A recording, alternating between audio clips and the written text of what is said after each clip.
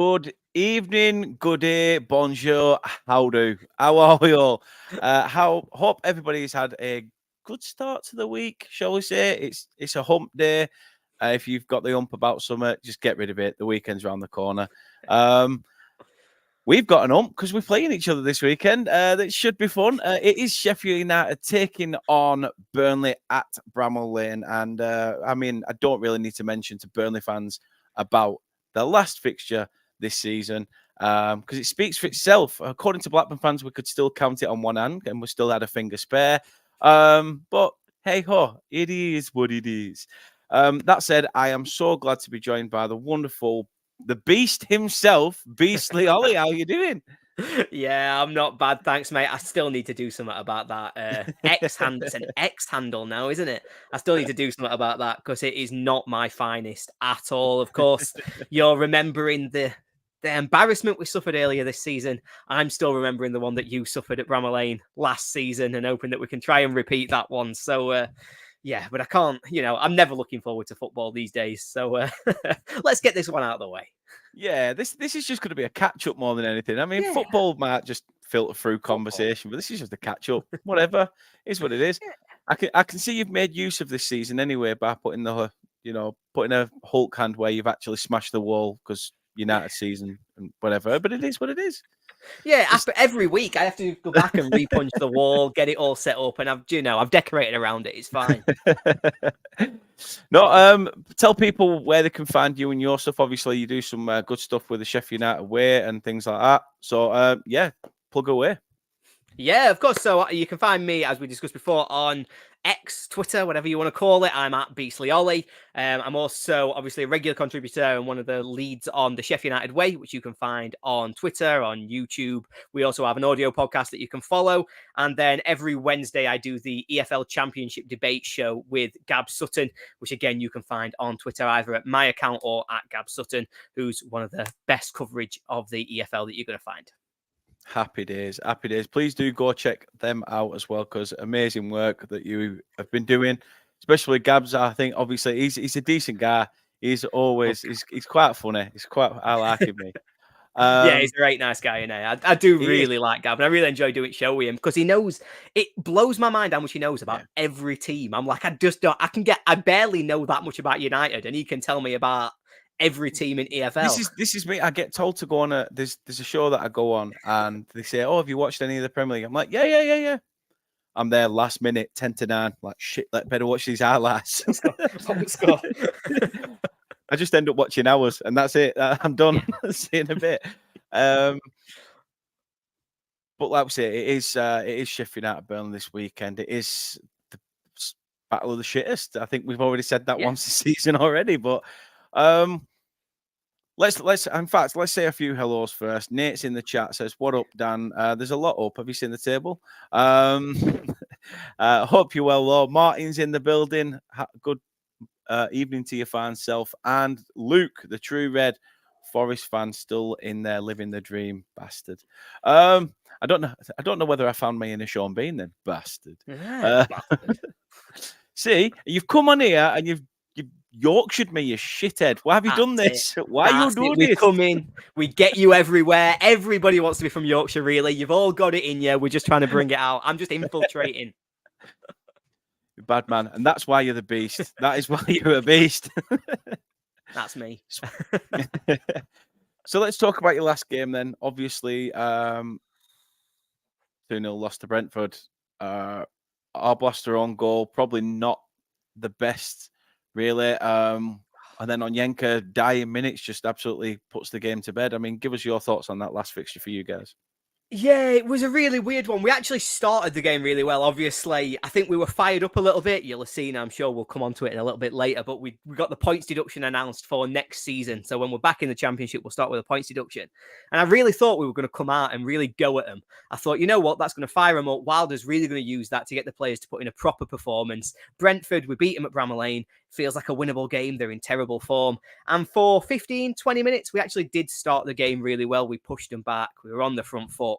But we just can't create any chances at all. We've got no creativity in the squad, in the club. And so eventually, Brentford just take over, as every team we play all season does. They start to get the ball, they start to get the possession, they start to push us back.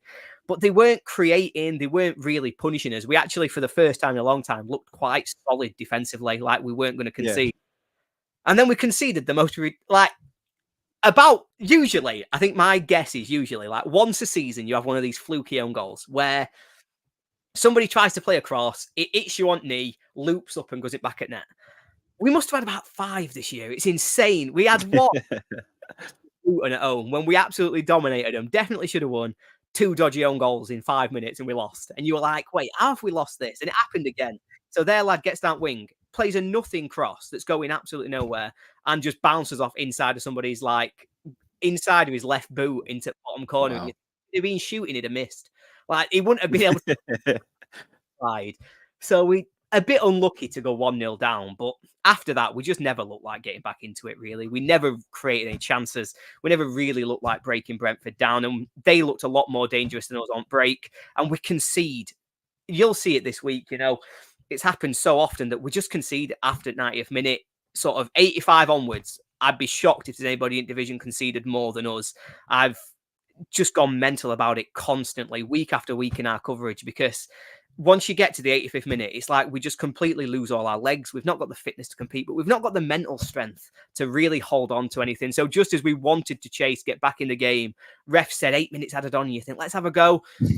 Concede, because, that's what we do. So a really frustrating defeat. But to be honest, the performance was probably better than the majority of the season. So I can't be too annoyed, but just toothless. And it really showed us the gap between us and the rest of this division, because everybody's just better than us, and they're better than us when they're not even getting out of first gear. Well, obviously you said there about, Wilder and his team put up a fight. I mean, I'm going all Paxman here now. December the 2nd, you said it will be Wilder for the job. He's not who I want at all, to be honest, but he'll be the one that comes. I mean, do you still see somebody else coming in long term, or is Wilder just a stopgap for you? No. So as a fan, as me, obviously I love Chris Wilder. I love everything he's done for United. Yeah. I always have to start with that, because otherwise everybody gets mad at me. everybody gets really angry at me if I don't start with Chris Wilder is an absolute Sheffield United legend, probably the biggest of my lifetime, and always will be and deserves to be. But that's 4 years ago, up to COVID.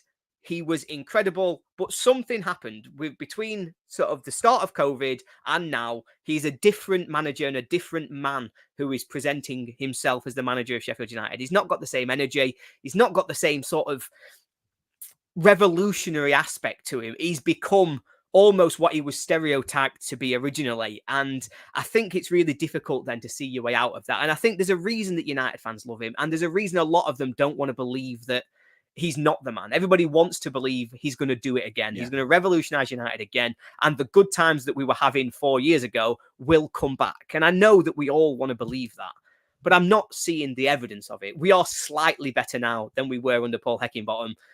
And we're still, probably since Wilder came in, bottom of the Premier League comfortably without anybody else being close. Like, you could include any metric, we are the worst team in this division, other than shots faced, of course, because obviously Manchester United are worse than us at that. But that's the only one that we're not 20th on.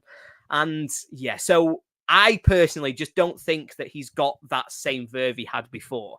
Tactically, I wanted to see a change. We've tried this same system for 7 years. We've been playing it. And again, up to COVID, revolutionary. Teams couldn't handle us. Post-COVID, everybody's figured it out. We've had 2 of the worst seasons in Premier League history. Like, we've had 2 of them. It's not like we came up once, we struggled a bit, but we've learned and come back. No, we've just done exactly the same thing again. So we need something new, some new ideas, and somebody to bring something fresh and different to United. We're still playing the same. We've had 6 months where we've known we've been relegated. We could have tried something new. We're still doing the same things and we're getting the same results. So I personally would look for a change and look for something different. Our owner has been very clear. That's not what's going to happen. Chris Wilder is the Sheffield United manager for next season, is intended to be the Sheffield United manager for the long term. This is the biggest summer that we've had in a long time. We're going to have to rebuild the entire squad because of how many players we've got out of contract, because of the financial situation, we're going to have to sell certain players. We have a huge squad rebuild. Wilder is going to be trusted to run that rebuild. We've even sort of structured our recruitment team around what Chris Wilder wants to bring in. So he's going to be the central point of the club at the moment. Fair and so dues. as much as I have my own doubts, we've got to get behind him. We've got to trust him, and we've got to put all our hope in that he does do it again. Because, yeah, while it might not be my choice, I can't help but support him.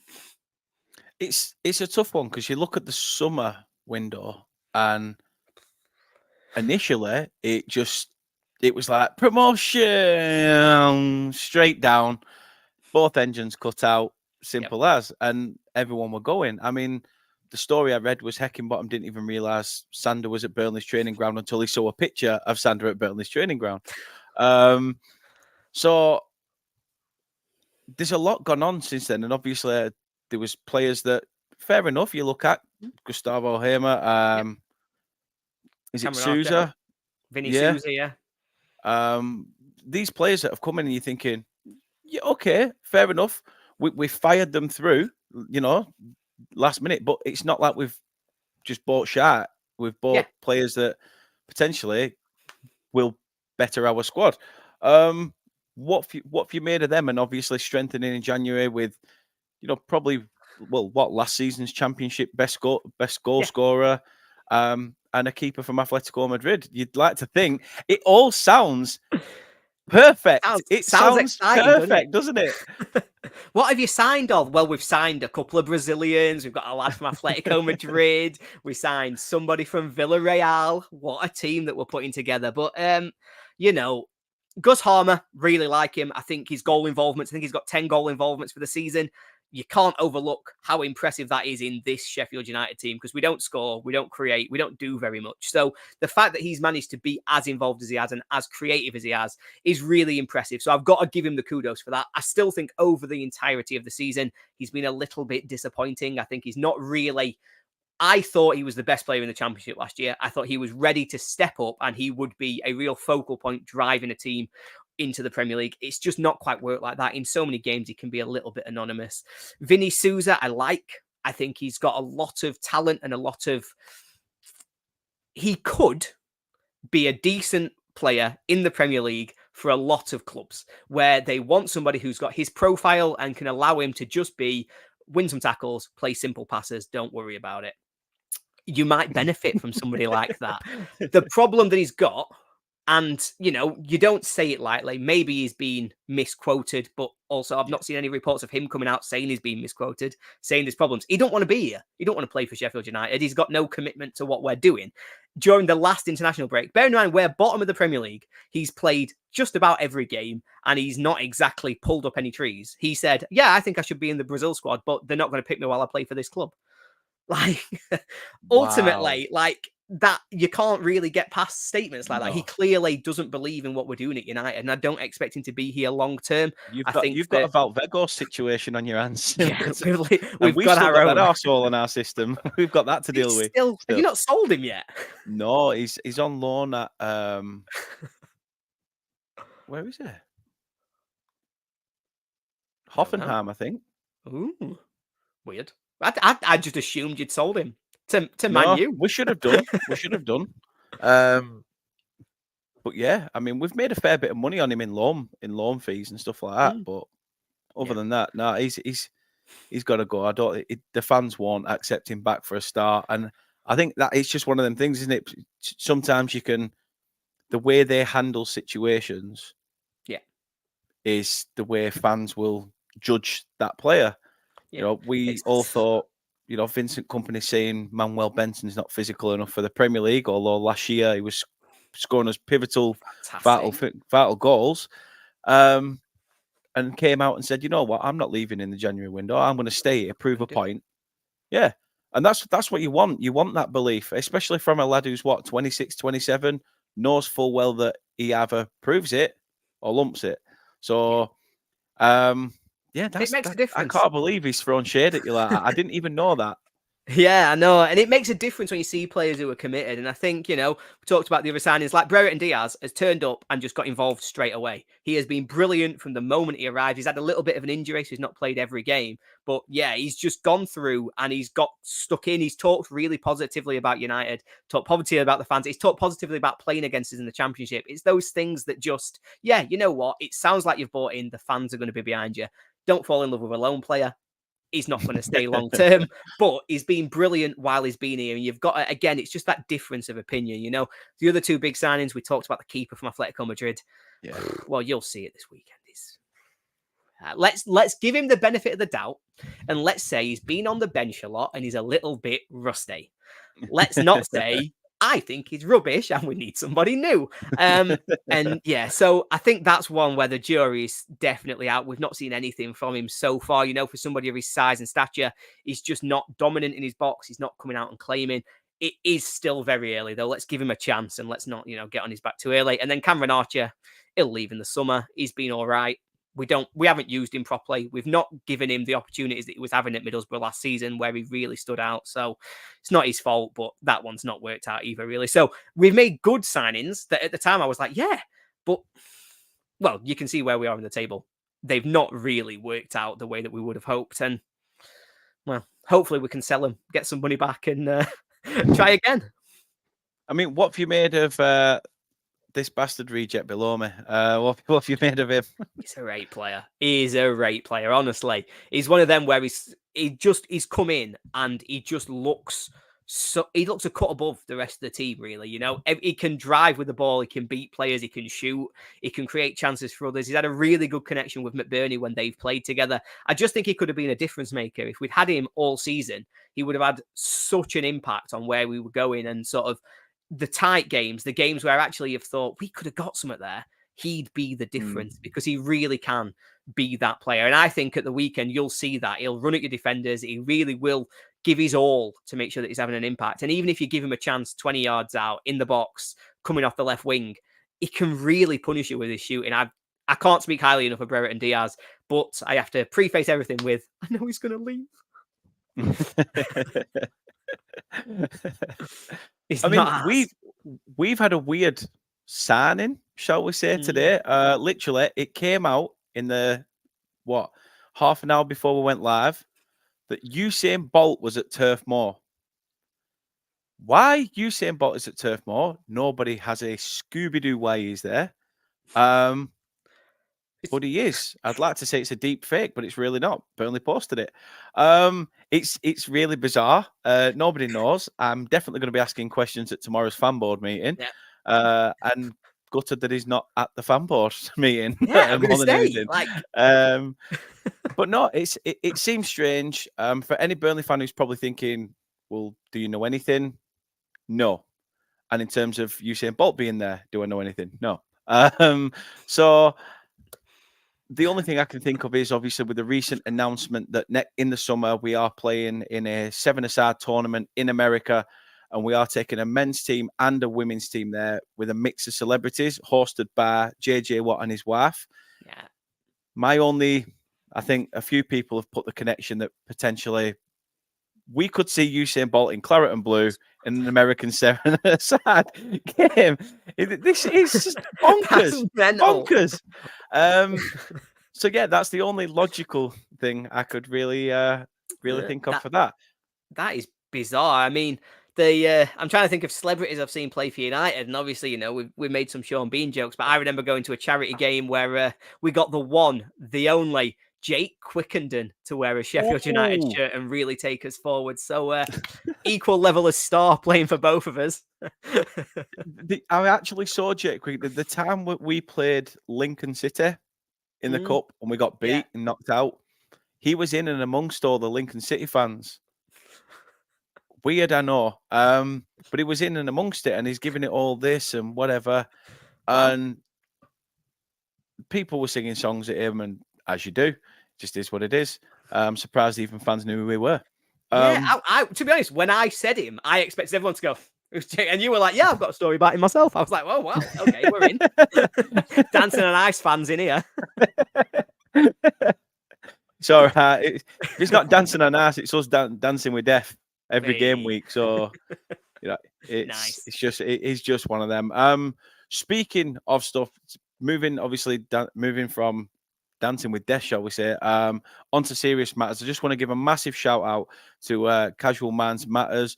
They have given me some t-shirts that I would show on camera. However, they are in the wash because I keep wearing them because they're actually pretty sick. But here's just two of the designs that they sent me recently. Put a little video together, but it's not just the t-shirts that they do. All the proceeds from t-shirts, hoodies, everything that they sell in their store all goes into putting classes on for people, whether it be regarding addiction, bereavement, anxiety, depression, a lot to be fair, anger issues. These are things that a lot of people face in a day-to-day life, and I don't think people should ever feel alone. So if you want, please do. Don't hesitate. Pick up that phone. There will always be somebody ready and willing to listen. Please do go check out Casual Minds Matter. They are on Facebook, which is probably the easiest port of contact. But I am going to get more details off them that I can tell you about, leaflets, etc. And we can promote them better than I'm just talking right now. But they do some marvelous work, and they're local. They are local, so you're not just going to a global, place that's going to tell you what you want to hear. You're going to people who have been there, done that, and will help you along the way. So massive respect for them, and thank you for the love and support as well. Right, this game this weekend. Can we just not play it? Can we just scrap it? Go bed, wake up, whatever. 1-1. We'll all move on. Don't worry about Yeah, it. Don't worry about actually having to watch it. Although I do think, this is one of them games, I suppose both teams will at least look at it. It's a winnable game. I think it's going to be fairly entertaining. We can't defend. I don't think you can defend. So I think it's going to be very much one of those games where we are 100% watching two teams where it's going to be end to end. I think it should be fairly exciting. I don't think many United games have been good to watch this season, but I do think this will at least be good to watch. And both teams can have a bit of hope going in. So as much as I wish we could skip it, I wish we could skip forward to August, probably. Let's just start next season and sack this one off as quick as possible. But yeah, of all the games that we've got, this at least has to be one that we think maybe we can win this, surely. So I'm guessing you've already accepted it. That's it. It's done. I accepted it. I realise I'm a relatively pessimistic guy. I accepted relegation on Boxing Day. We lost 3-2 at home to Luton, and I said, we're done. Our goose is absolutely cooked. And it still is, It's frustrating because actually, it's 10 points. And yeah, there's been so many games. I think I calculated the other day that we've thrown, I think it was 11 points that we've given up after the 90th minute. So if games finished at bang on 90, we'd have got 11 more points than we've got now, which amazingly would have us outside the relegation zone. And so it's things like that that are so frustrating, but ultimately they're the reason that we are where we are. We've not got the fitness. We've not had the quality. And yeah, I've accepted that we are dead and buried. Really, our target is to try and catch yourselves and just not finish bottom. That's the target. It's got to be what we're aiming for because we've got to play for that kind of pride. And also, obviously, there's about 2 million quid in it. So we need all money we can get. I was looking at some stats. Obviously, it says here that you've conceded 84 goals in 32 Premier League games this season, which is the most at this stage of a top-flight campaign since Ipswich in 1963/64, and the most that yourselves have conceded overall in a league campaign since 1954. Yeah. So it is mad, and also you are winless in 7 home league games, and we are better away from home this season. So the stats. Welcome to Bramall Lane. The carpet's already red. Make your way in. But no, these are the sort of games though where you probably think, yeah, it's not looking great, and then you can turn it around, and you've got to target games like this to be the ones that you turn it around. It's that pivotal point, isn't it, with these games now? Yeah, that you've got to grab every single game by the neck. And we've also got to give the fans something to believe in. We've got to finish this season giving the fans a squad, a club, a something to wrap ourselves around and really believe in going into next season. You sound like a subtle Warnock, Ollie. You sound like a subtle Warnock. You've got to die. You've got to die to get 3 points. But we have got to do something like that. We've got to do something that just makes a difference because fans are turning off. Nobody really wants to be there. We've got to give something to believe in. You know, you said then we've not won in 7 at home. I think we lost 5 of those games by 5 goals. Ouch. If you think, I'm trying to think back, we lost 5-0 Brighton, 6-0 Arsenal, 5-0 to Aston Villa, 5-2 to Brighton in Cup. Yeah, so at least 4 of them we've conceded 5, 3 of them we've lost by 5. We are conceding goals for fun at Bramall Lane. It's not being happy hunting. But last game, a really positive 2-2 draw with Chelsea. We were a lot better. They really felt as though there was something a little bit more about us. So I'm hoping we bring that version of United in and not the other version.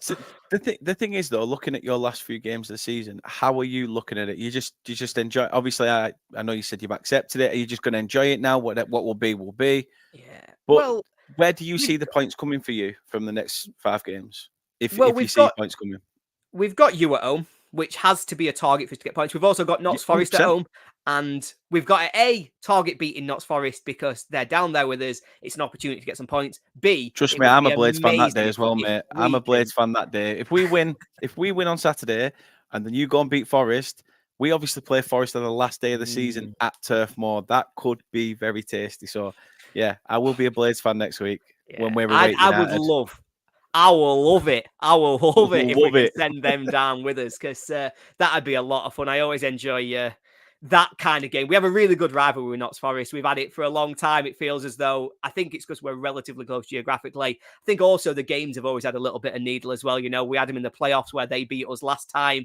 They really enjoyed it at the time. Obviously, there was the pitch invasion afterwards and some really not great scenes, but again, it just showed the strength of feeling that there is between the clubs that I do think there is a little bit of needle in that. And they're always fun games. I always like going to Forest. So it'd be nice to bring them down with us.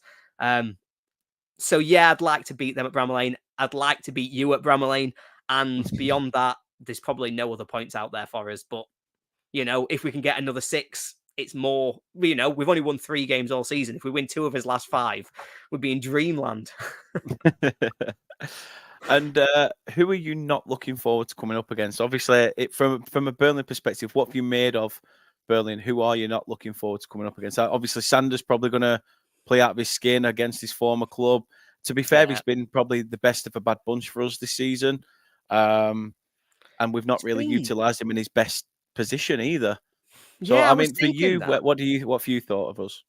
Yeah, well, obviously, I think you've had a difficult season as well. Obviously, there's no getting away from that. I think a lot of it, particularly up until the last 6 weeks, let's say, it felt as though we were neck and neck, generally speaking. We thought like, well, we'll probably try and be above them.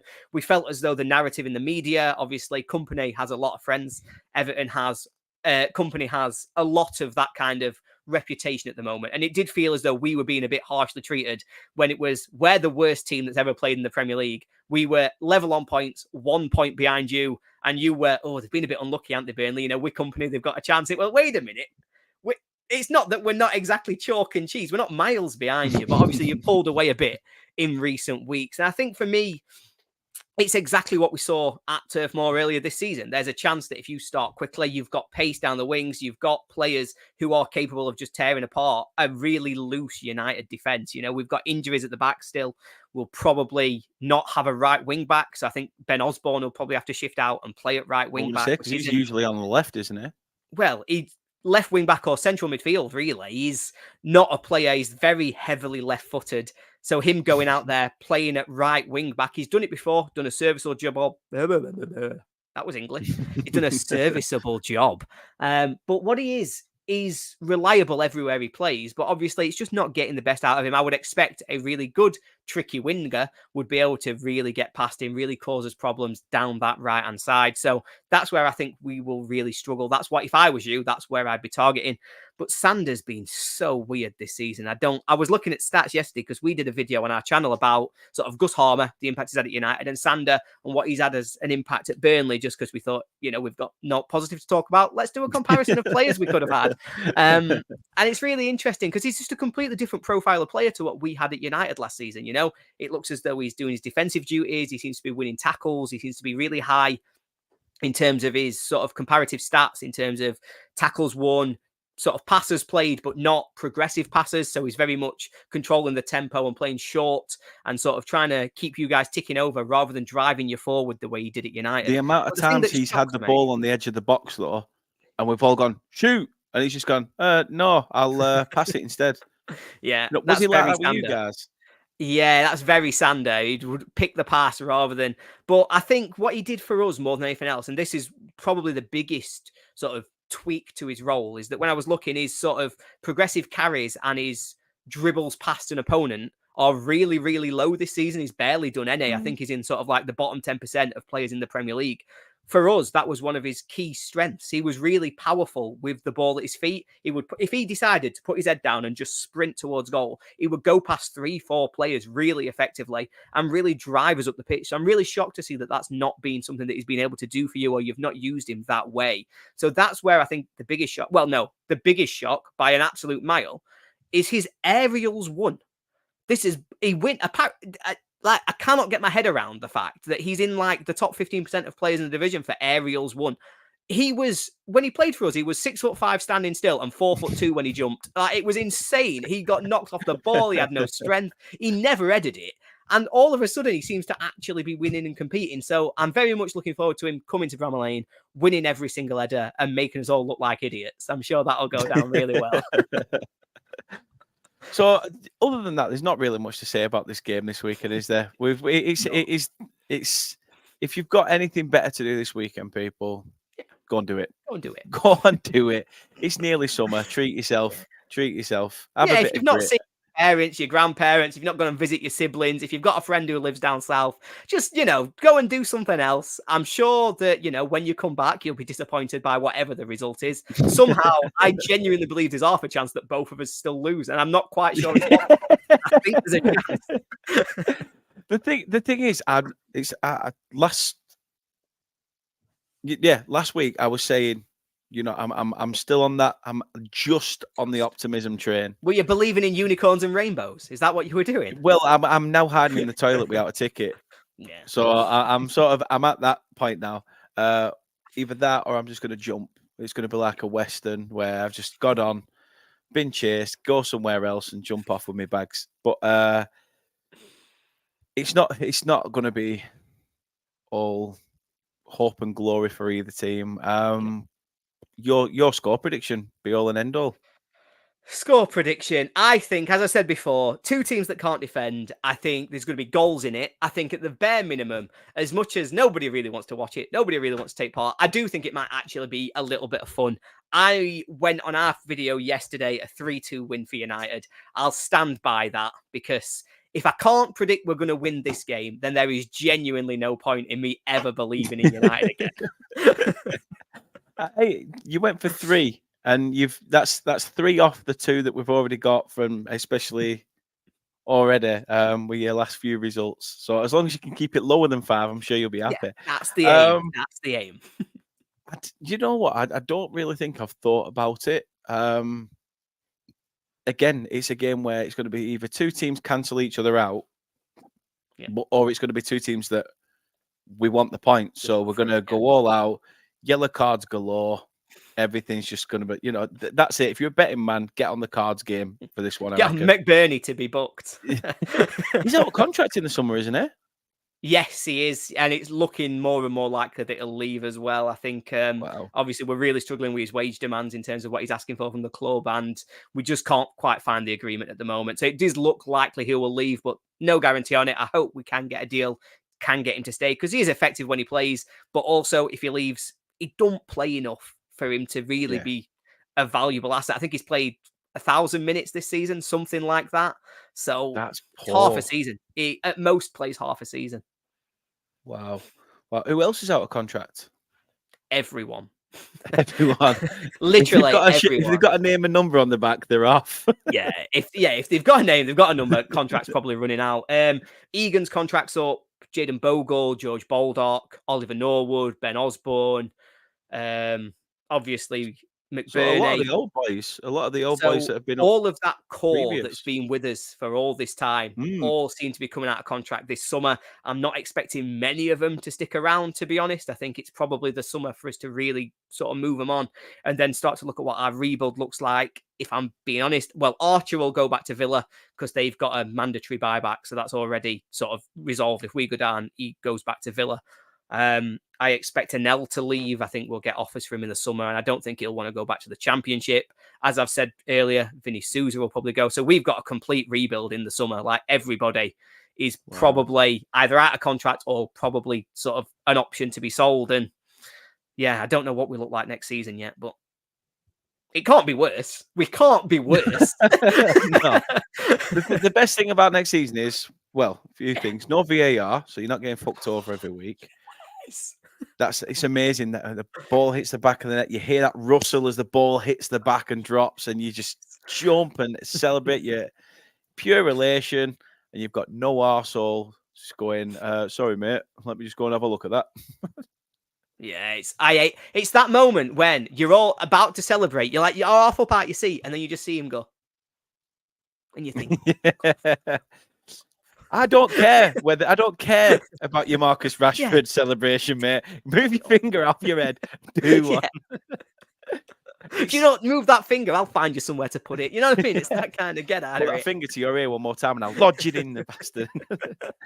But no, I really do appreciate all it. By the way, my score, I'm gonna go for a Desmond. I'm gonna go 2-2. Desmond, nice. Yeah.